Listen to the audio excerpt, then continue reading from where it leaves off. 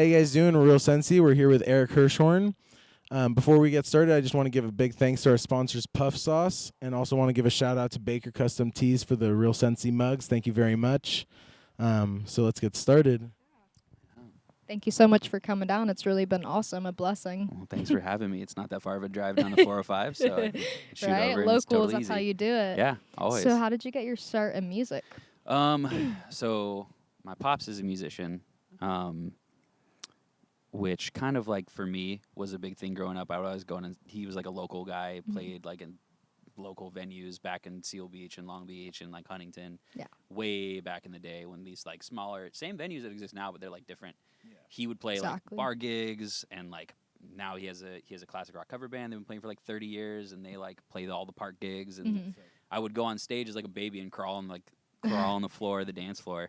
And there are these like local shows that are like there's a good amount of people, but it's not like this incredible musician playing the Pacific Amphitheater for like this thousands of people. Yeah. It was always like local shows. Locals, family. And he's a good musician, but he's not he's not like world class. I hate to say that. Sorry, Dad. But he'll say it too. But he's your But dad, so. he always kind of had music in my life. My uncle played music. That's awesome. All my cousins played music. And it was just like, for me, it was what I was good at growing up. So I started playing piano when I was 4. Took private lessons. Just like kind of did that for a while. And then from that, I took like singing lessons and picked up saxophone in middle school, like 6th grade. That's awesome. 2005, 2006. Because they wouldn't let me play bass in the band at school. Because I wanted to play stand-up bass. Because bass was the second instrument I learned. And then I didn't get to, so I played saxophone, surprisingly. Yeah, there you go. And that just stick. So from there, just kept on playing. That's Basically, so awesome. that's how I started, yeah. And you have God, just a yeah. little bit of everything. Like, you have guitar, you have singing, and you have Yeah. bass. You have a little bit of everything, so that's really amazing. Oh, yeah, I would never go back and change it. That's awesome. Really, your journey. So when did you first realize you wanted to take music seriously? Well, growing up, for me at least, I wasn't really good at a lot of other things. I didn't really have a sports team that I worked well with, I'd tried every sport as like a kid and just failed at every sport.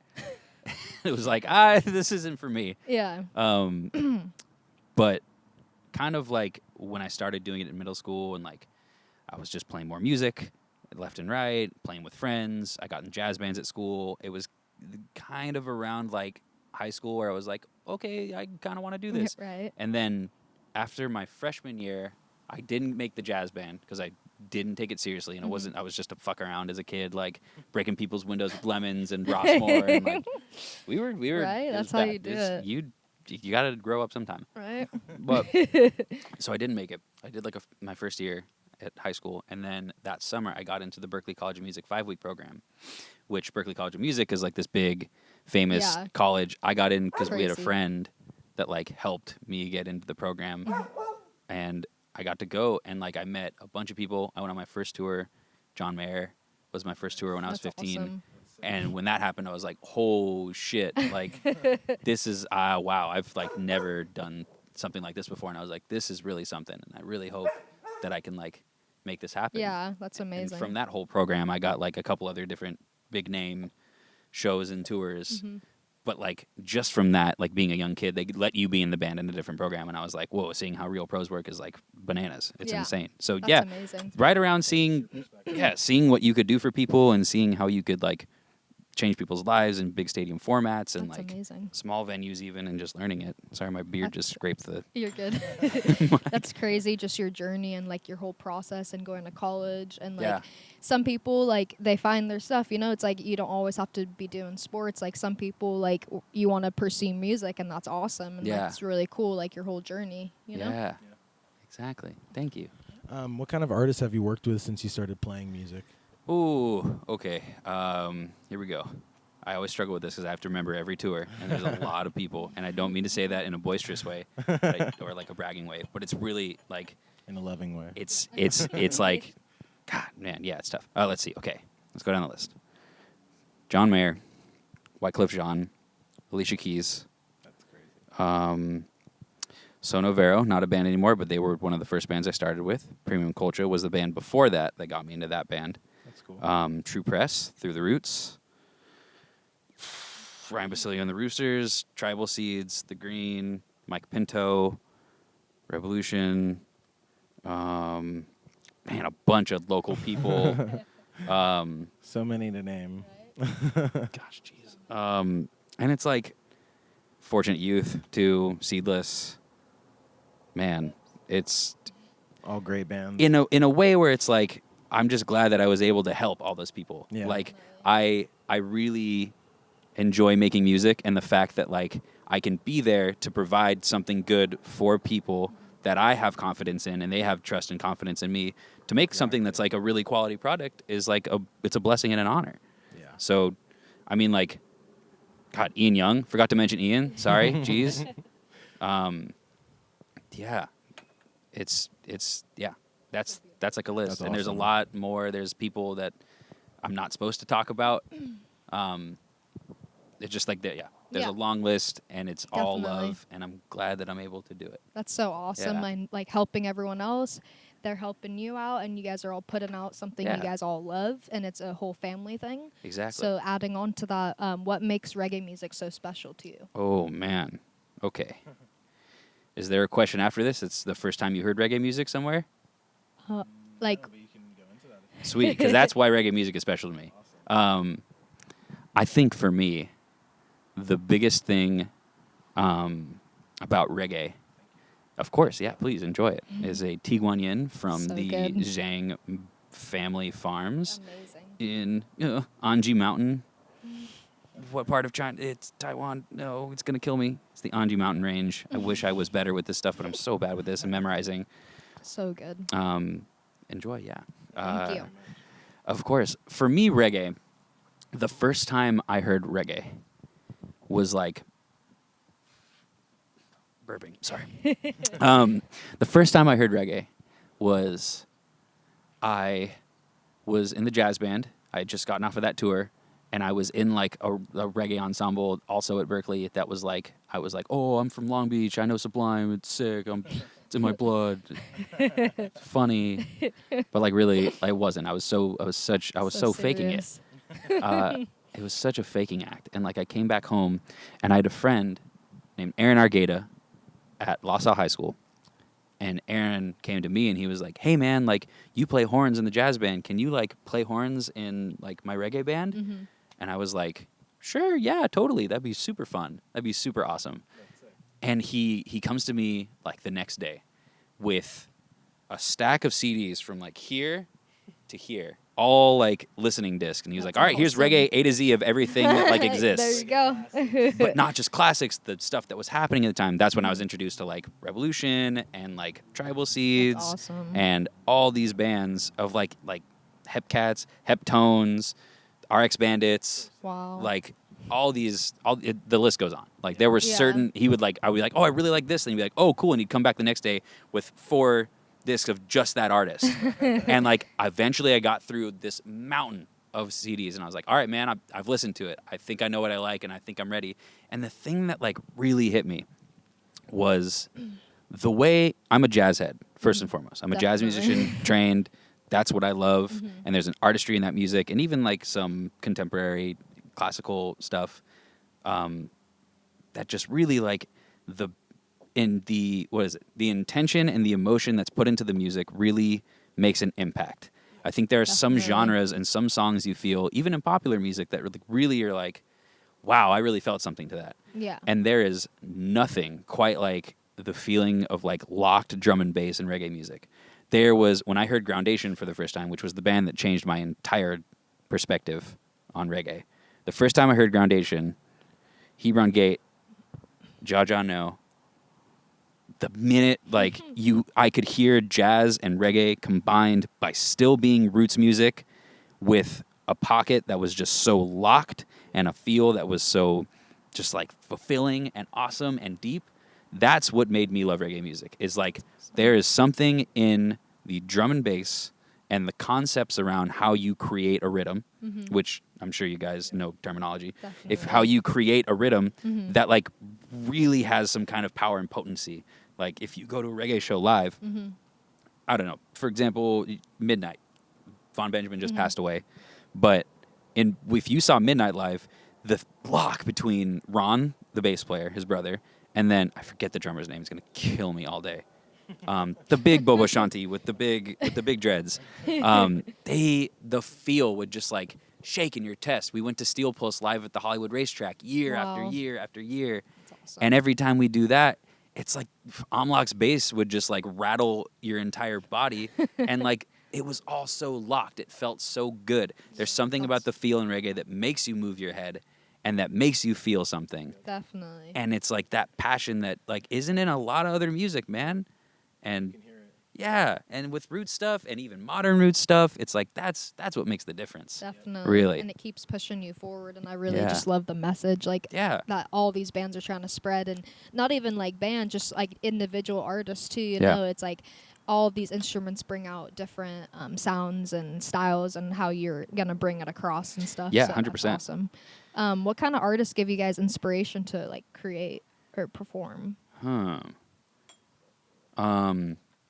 I think for me, my biggest inspirations, it's tough to say as like someone that does play a bunch of different genres, because each genre does have its own point, being that this is a herb video interview. I'll probably stick with just the reggae influences, but there's definitely people outside of reggae that influence even my reggae music. Just me as a musician. Big for me, I always think Groundation, massive influence in my music creation. Anything Mike Love has ever touched in his lifetime is He's so talented. Mike Love is America's best kept secret. Inside, sorry, I just burped in the mic. Inside, I don't want him to succeed because I want him to stay so special and like so pure, so amazing, and I don't want anything adulterated. And Mike, if Mike sees this, Mike, I don't mean that in a mean way. I mean that in the way that you're so good, and I hope that you don't get overtaken by anything that like will make you have to change or changes the way you approach music, because the way that you've created music to now has been such a big impact on me and such a big impact on everyone else. Yep. I hope he succeeds and gets to do everything that he does in life, but the little part of me wants him to stay in like playing Hawaiian Brian's every Wednesday, just like Casual. totally just like not worried about like just having chilling. to be successful or go anything, and just make music for the love of music. Midnight was a huge influence on me. Big influence. Oh man, who else could I say? Bears Hammond, massive influence. Lovers Rock guy, incredible music. I'm pretty sure his son or his nephew is Jock here, if you know who that is. Yeah. Incredible singer, incredible artist. But Bears Hammond was a big one to me. One of my first, like, I love this guy and I love the music that this guy makes. He's great. Yeah. Who else? Alberosi is one of my favorite artists of all time, by far. Of course. Murder. He's incredible. He's so good. His sound approach, and he writes his own rhythms if he's not using someone else's rhythms. Yeah, He's a everything. genius. He goes off. Ukla the Mock, massive. Father Psalm Studio is a recording studio / they're not really a label, but I guess they are kind of a label out of Oahu, and that's where Ukla the Mock is from. Jock Gumby, bass player, is one of the masterminds behind Ukla the Mock. Anything Father Psalms did, Ukla. Dub Conscious, which was Mike Love's band, before he did the solo stuff, which he did some solo stuff too, but it was kind of like after that he really did the Mike Love thing. Yeah. Those artists for me were like probably my biggest influences for sure coming up, and some of those aren't even that old, you know. Yeah. There's a lot of roots artists that I've listened to after being introduced that I'm like, wow, okay, this is the heavy stuff. Twinkle Brothers, the list just goes on. I burped in the mic again. I'm sorry. No, you're good. But like when I started, I have to be honest. Like bands like Tribal Seeds were like, "This is so hip. This feels so heavy. This feels so good. Yep. I love this." Yeah. And like, that's what made me happy, man. Like Definitely. that, like those modern rudical bands, and then slowly over time, the catalog just starts getting bigger, and you're like, "Oh, there's so much more crazy shit that you can listen to." Definitely. So. That's awesome. That's what I'd say my biggest ones. If I did them quick, it would be Groundation, Midnight, Mike Love / Dub Conscious. Those would be like my top three. Cultura Prophetica and Bears Hammond. Yeah. Nice. those would be my 5. So how would you say these influences have helped form you today, like as a musician? Oh man, I think each band had a very distinct artistry, and I think the way that they all approached creating roots music from the roots into the sound that they wanted to create is really what like inspired me. Yeah. Hearing Groundation be able to like meld with jazz was like, oh my God, I'm a jazz nerd in high school. This is the coolest shit. When usually, like how it kind of went for a lot of band nerds was like, if you're a band nerd, you loved ska because you were a horn player and you played in marching band. And it's like, oh, you can just rage and kick ass and this is the shit. For me, ska was sick. Streetlight Manifesto is still one of my favorite bands, which Catch-22, before the split or however it goes. Yeah. For me, it was like, oh man, there's like this disgustingly killer band that writes these insane horn parts. And like Groundation had jazz. Cultura Profetica has jazz, hip hop, and salsa. All the horn lines are all just salsa horn lines. Yeah. Straight up, and they're just implanted onto reggae. And like the innovation in that band was incredible. Midnight was the heaviest roots you could probably possibly listen to in the modern context, other than like, I don't know, Marcus God or like, nothing got heavier than Midnight. There's stuff that definitely got heavier, but like that's the best stuff.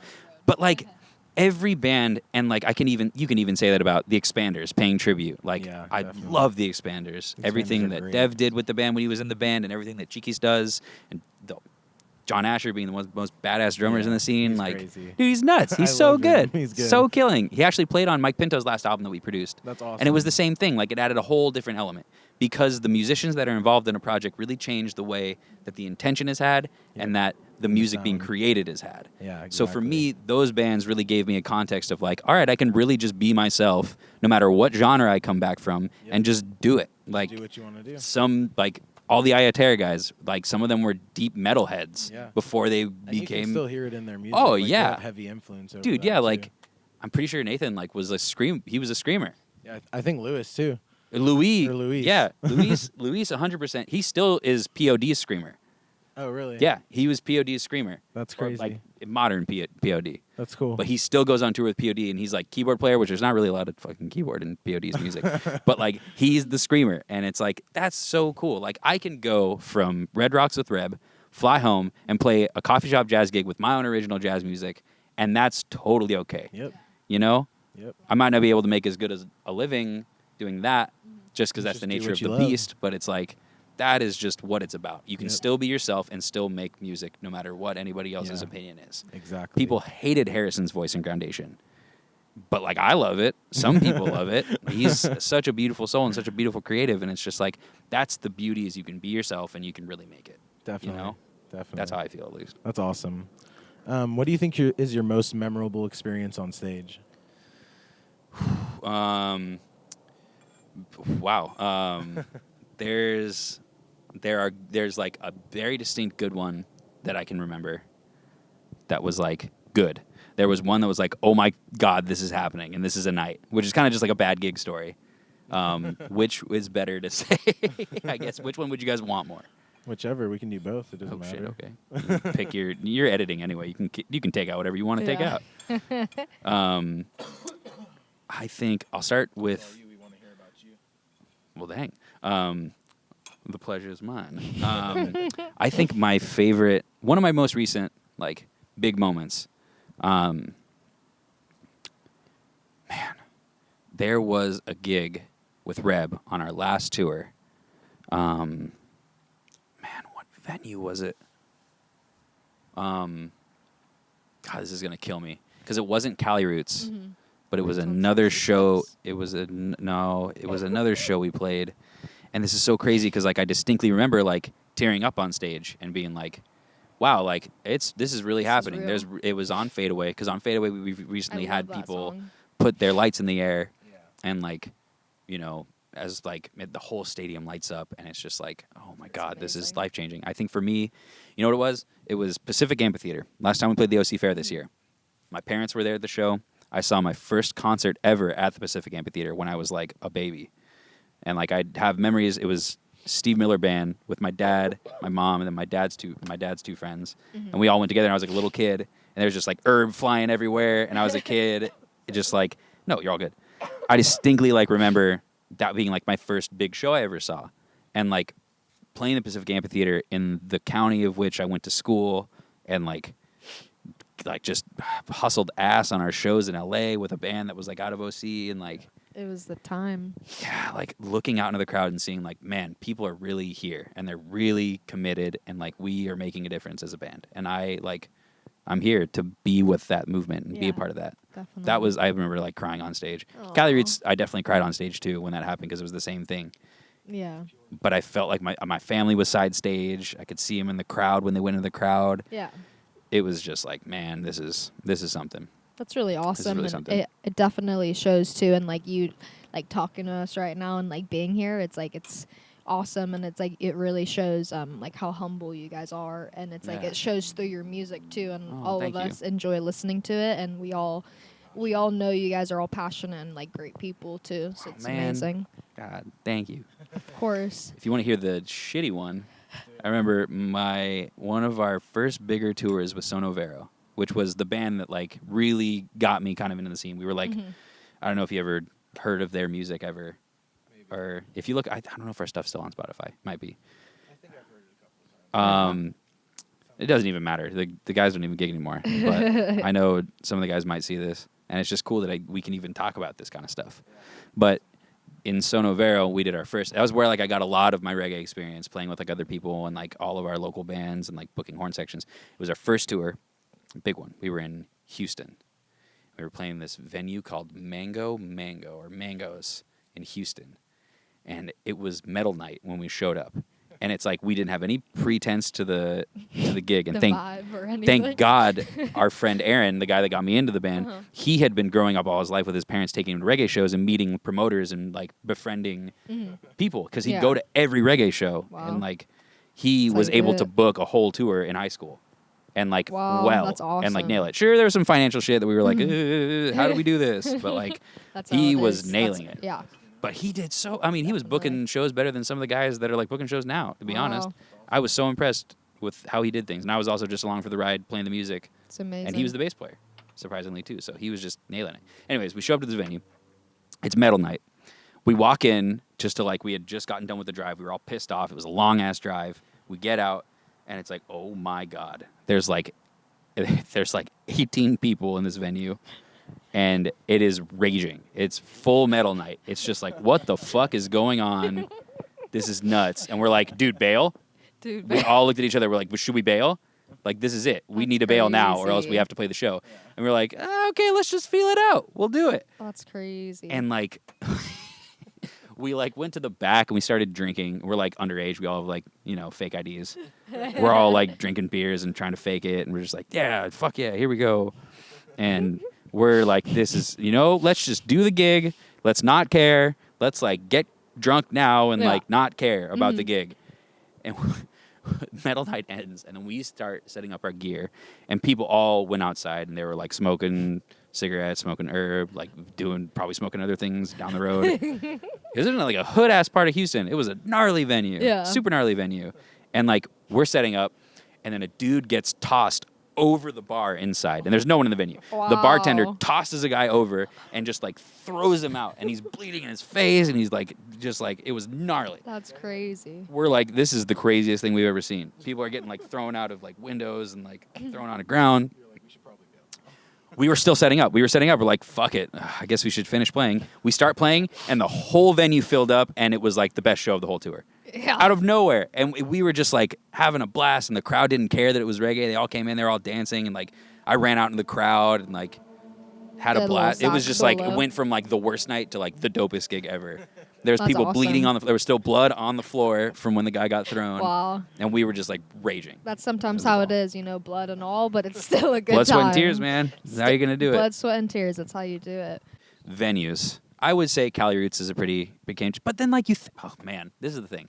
You think about a show, and then you start thinking about all the shit you did wrong, or all the shit that also comes with that gig. Yeah. Cali Roots is pretty awesome, but it is cold, and that sucks for horn players, and it's always at a time where bands don't book tours. So nobody plays for like a month or two, and then everyone mad dog rehearsals right before Cali Roots, and it's like, well, fuck, here we go. We haven't played in 2 months. Okay. And it's right before tour season. It's always like the first show of tour, like summer tour season, and it's like, well, shit. Okay. Hopefully we sound right all at the right. end of May, right? Dude, yeah, there's like I think our the last time Red played Cali Roots, not this year, but the year before that, our horns just sounded like dog shit. And it was like, dude, what do we even do? We can't do anything because it's like cold and my reeds suck and it's too cold for our fingers to move properly. And it's just like, I know people say like, oh, man up, as much as that's like totally patriarchal bullshit. But like, to like, oh, just be strong. You can do it. Like, no, dude, it's hard. It's really hard to do that. You that. should try and get like fingerless gloves or something. Oh, you look so whack when you wear those. Oh, man. It's so, I don't know. Anyway, I'd say probably Red Rocks is pretty amazing. But there are a lot of local shows I've had where the music made me feel so good that it was like, wow, this is really something special. Definitely. Yeah. What was it like finally being able to put out your album, Living in the Question? Oh, my God. It was really awesome. Who did you record that with? I recorded that with, so I have like my own group of friends outside of the reggae scene completely that I went to college with. They're awesome. I love them so much. And like, for me, what I write reggae, but I don't really, like I do a lot of production for reggae and a lot of writing horn parts for reggae, and I'll do some keyboard parts for reggae bands and stuff. And like, it's in my soul. I know how to do it like to my best. And like, I can definitely do it. But when it comes to writing music, what I write on my own is contemporary modern jazz. Yeah. Like circa 2000, like pretty much now, like what's going on in New York. Like a lot of the cats who are playing there are kind of playing this style of jazz, which is, we kind of describe it as like alternative rock chords over weird time signatures and like drum beats. Mm-hmm. But I think that's what I write. And when it comes down to it, like, I enjoy writing that music and performing that music. I also make beats, hip-hop beats. I also write reggae stuff. Yeah. The guys back home that I play with here, we all went to Long Beach State together. We all played together. Like, we saw each other every day. We played every day together in school. And, like, we knew each other's songs. And, like, right out of college, I was like, all right, I'm going to do it. Bango. I'm gonna save up. We're going to get in the studio. And we did the whole album in 2 days. We did the whole album technically in 5 hours. We did 12 songs, 3 got cut. And we got, most of those were one take. And everybody's in the same room with no baffling. We're all on mics. We're all in the same room with the piano and stand-up bass. And it is a crapshoot. If you mess up, you mess up. Yeah. That's just it. You can't edit it because there's no, we call it isolation. Mm-hmm. There's no ISO. So you can't edit bad notes, or you can't edit like shit like that. So you had to be like on it, and it was raw, and it was one take, and it was bam, here we go. Because some of the songs are like 10 minutes long. You can't do 5 takes of 10 minutes. That's an hour. Mm-hmm. I could only book this guy's studio for like 2 hours and 3 hours. And the guitar player was leaving for Berklee College of Music in like a week. And it was like, oh, shit, here we fucking go. So we did the whole thing. And it's like, I really do love the music that's on there. And I just wish that it was a little easier for jazz musicians to play at venues and have venues to perform at. Definitely. Locally, it's tough. And a lot of the people that like listen to reggae and know me on reggae stuff don't really listen to that stuff. Mm-hmm. So it's kind of like, how do I put my heart into this if I really can't bring this to a lot of people? Definitely. You know? Which can be tough sometimes, but like the making it is still there, and then being able to perform it, if I really can like get my head in the door in some places, like that's what's awesome. But it's amazing. It does show like your journey, and it's awesome. Like we did listen to it, and thank you. It's really cool, and like what you put into it, and all the different notes, and like saxophone is a different instrument. It's totally different than everything else, and we've seen you play at shows too, and it's like really cool how you interact, and it's awesome. Thank you. You can see the passion behind the music. Definitely. What are some of the things you like to do to get inspired? Bango. To write music. Right here. T has been a recent like big love of mine since like high school. Not super recent. Enjoy, yeah. T has been a huge thing for me, just like as a meditation, as like a love, as something to like study and really get into. When I get into something, it's like, oh, I get way too into it, and I nerd out about it. Things I like to do, I'm an acro yoga instructor, so I teach like private acro yoga lessons and like do yoga jam, like acro yoga jams with people. Travel, I do a lot of traveling. I just got back from Bishop, California. Yesterday, Nice. actually, we drove in 5 hours That's through good. the snow. It was wild, man. I got pictures. It was crazy up there. crazy. That place is gorgeous too. But for me, I like traveling, getting out of my element. Definitely. I hate to say it, I like playing video games. That's just me. That's how you do it. I really dig. But yeah, like for me, it's like small things, like getting in warm water, like drinking tea. It's really just small things. Like writing music is also relaxing, as it is also a passion. Sometimes it gets to be a job, and you're like, "Ooh, fuck this! I don't want to touch an instrument today." Mm-hmm. But like lately, like it takes kind of getting out of the grind and out of the LA smog to like really be like, "All right, I'm a musician. I remember my passion in music. I remember what I want to do, and I'm gonna do this 130%." Exactly. So, yeah. Is there any sort of advice you'd want to give to aspiring musicians trying to do what you do? Yeah. That's a heavy one. This is not for the faint of heart. Music is not easy. And I hate to be a Debbie Downer about it, but it's like, it's not. And I'm sure you know, being a musician, it's like really getting into this. And even just like the music is like the first half. Yeah. You can have the music down, but if you don't have the next part, business, which I also suck at, I'm still learning it. Like even I just turned 26, like even after touring for 10 years, I never learned the business of music. Yeah, and it I'm takes time to really learn all that. eating it now, you know? And I think my advice to people that like maybe look at me playing with Rebelution and also like don't know that I still live with my parents. I am still grinding every day. I come home and I drive tireless hours to go play gigs, and I've been losing gigs because I haven't been home. I've been on tour, which is a big thing. Oh, for real quick, everyone who's a musician and that wants to go on tour with a big band, make sure you stay in connection with your people at home. Because if you don't talk to people at home, people don't know you're in town, and then you can't play music back home. Yep. That is the big, oh my God. Oh, it grinds my gears. Yep. I get home and I have to like publicly tell like all my friends, "Hey guys, I'm home. Call me for work." But like you can't do that because you look like a douchebag saying that. So it's like you have to go to everybody's shows slowly and be like, "Yeah, man, I'm in town. Let's play." And like going to a show can cost you $20 nowadays. It's like it's tough. Yeah. Yeah, it sucks. time. It sucks being on big tours because it doesn't suck. It's amazing. That's like the other side of the coin. Yeah. The other one side is like I get to travel every day and make music and like love life and make a difference in people's lives. Yeah. The other side is like all my friends back home, my back home life suffers. Yeah. And like that is something I definitely want to tell young musicians who may want to get into touring. It's like, hey, take care of yourself. Take care of yourself. Take care of yourself. Because on the road, you can get into some really hard shit, really bad things that can really mess you up mentally, really mess you up body-wise. It's like, take care of yourself. Take care of yourself music business-wise. Try and learn the business. Yep. I know I still am, and I'm still learning every Yeah, day. it takes time. Yeah, that's the hardest part. Yeah. You can write 80 songs, play them in your bedroom, and you will die with those 80 songs never even touching the face of the earth. Yeah. Like, no one has heard my album. And I say that as We heard it. you guys. But like, if you look, how many people are in the world? Like, what's the count right now? How many billions? 7 billion. 7 billion? Let's Yeah. go with 7 billion. Out of that 7 billion, like less than 0.000000000, like a bunch of fucking zeros, have heard my music.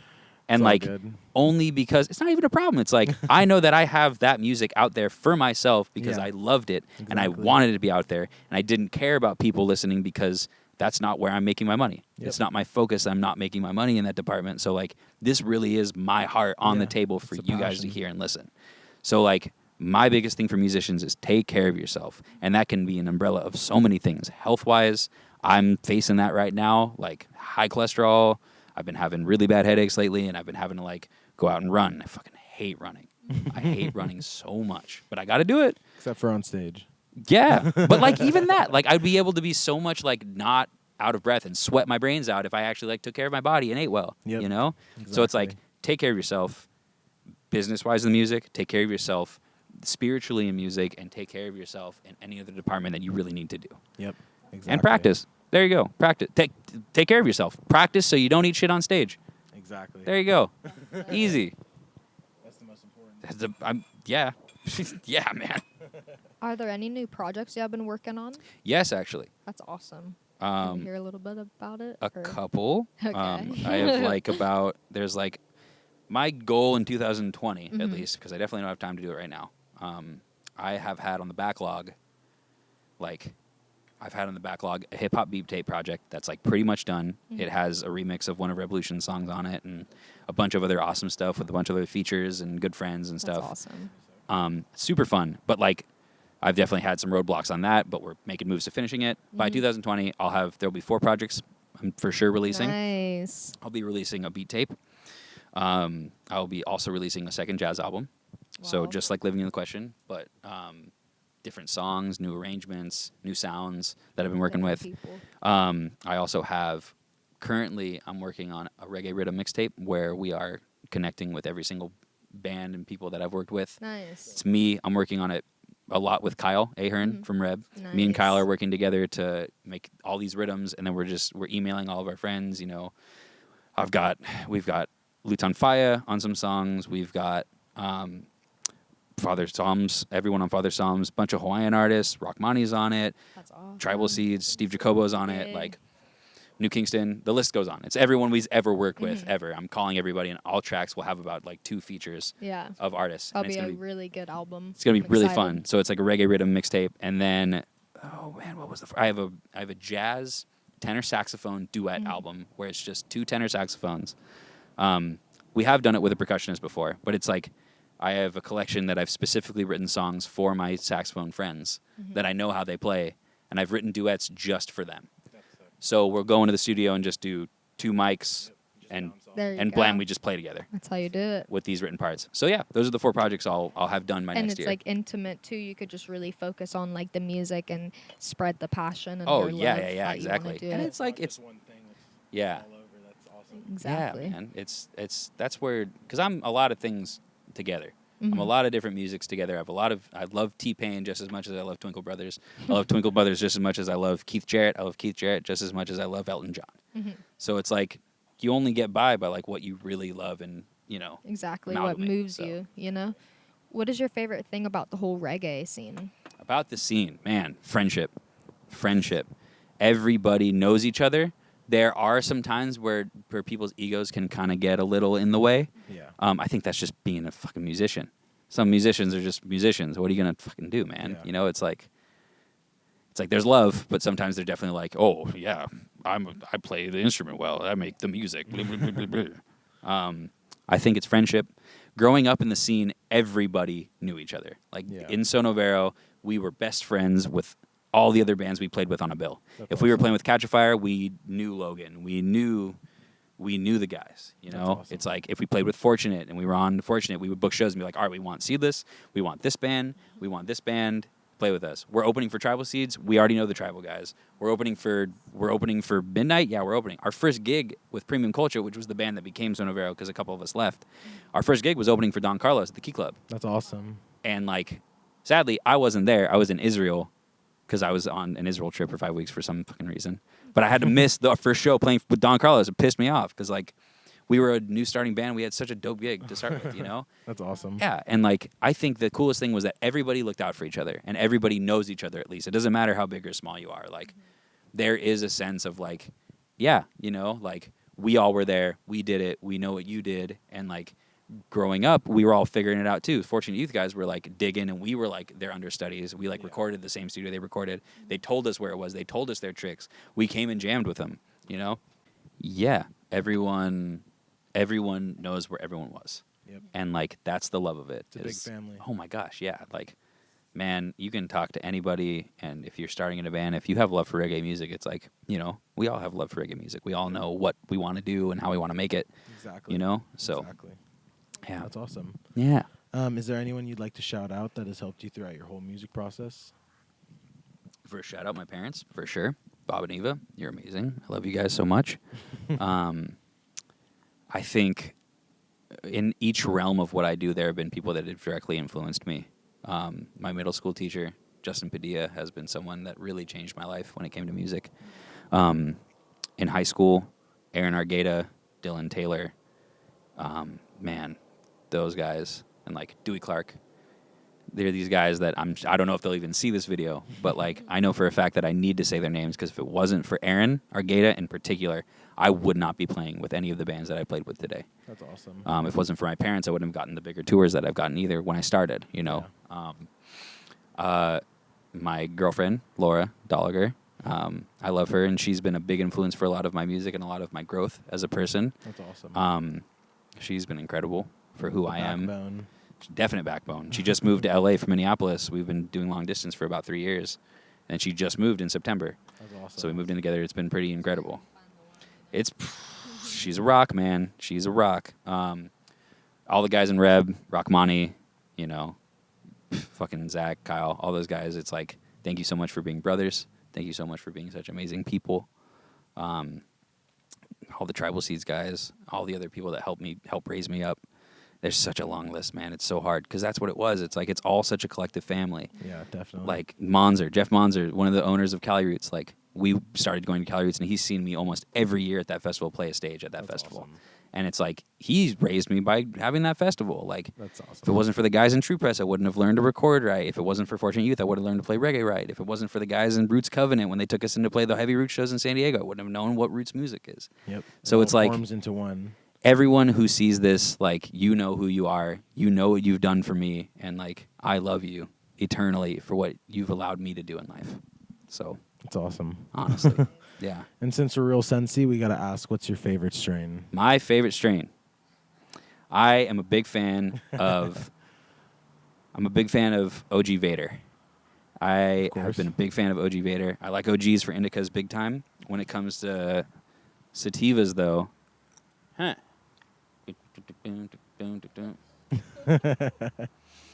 man, it's hard to pick a good sativa because they all kind of do the same thing. Yeah. Unless it's like a haze, which you're going to like die on. Any haze has just put me to a point where I'm just like, oh, fuck, I hate this. Why am I dying? Like you buzz, and it's so gnarly. Man, I can't really pick a sativa because they've all been really, really, really good. I'd say my two more favorite strains would have to be indicas, OG Vader, Vader OG, whichever way you can find it. Preferably on the more purple side, shocked side, because I feel like when it comes to that strain, I've had some lighter strains, which, you know, it's only shock that makes things turn purple and black. The Vader I first found was like straight up black. And I was like, wow, this thing is insane. I was like, oh, this is trippy. And I actually smoked it, and comparing it to later weed I've smoked in life, it's like, it's heavy shit. And then Bob Marley Lamb's Bread. Yes. Yep. Real good shit. Real That's good a classic. shit. Yeah. I'd say those are probably my favorite strains right now. My godfather was a big into weed growing as well. He was in Bishop, where I just was. He always grew really good White Widow. I grew up with a lot of White Widow in the house. That's a good one. Always a classic. Yeah, man. Those are like my favorite strains. That's awesome. For sure. Well, thank you so much for coming out. We really appreciate you. Make sure to go check out all his jazz albums, his new projects that are coming out 2020. Stay tuned. We got so much more coming on the way. Yeah. Thank you for watching. Yeah. Thank you, Real Sensi, for having me. Thank you guys for watching. See you out there. Yeah.